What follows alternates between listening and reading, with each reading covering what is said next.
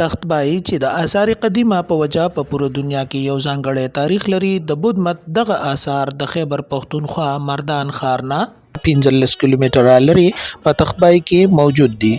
دغه آثار په یو کم 90 کیلومتره رقبه باندې د تختبای په غرونو کې په خپل اصل حالت کې موجود دي.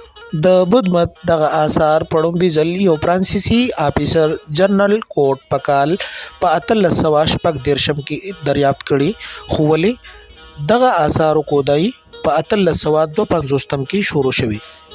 زما نامه محمد عثمان ده او زه د پیښور پوهنتون د بین الاقوامي څانګې سټوډنټ یم او موږ په نیوز کې داسې سوشل میډیا کې د تختبایي کنډراتو باره کې ډېر اورېدلي وو چې دا ښایسته دي او دې کې داسې شوي دي. هغه هسټري اورال موږ اورېدلي وو جس، خو چې کله موږ دلته راغلو موږ کوم خبرې اورېدلې وې نو د هغې نه چې کوم دی 110 ټایمز چې کوم دی هغه دا چې کوم دی هغه ښایسته دي او د دې چې کوم دلته موږ پریکټیکلي هغه څیزونه کوم چې موږ په بوکس کې کتلي او په سوشل میډیا موږ کتلي هغه موږ پریکټیکل دلته وکتل، هغه هم ابزرو کړل، نو موږ چې کوم دی ډېره مزه یې راکړله او ډېر سم دلته هغه نه نور کافي چې کوم دی زموږ په علم کې اضافه وشوله.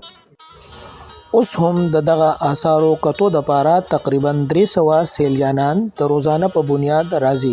حکومتي چارواکو له پکار دي چې دلته نورې هم داسې منصوبې راوړي چې د هغې په وجه د دې ځای اهمیت نور هم سیوا شي. یاره چې موږ راغلي وو تختبای کنډراک ته یقینا ډېر ښکلی ځای دی، ډېر مزیدار دی. چې څه مو اورېدلي وو د هغې نه یو په لسه ښکلی دی.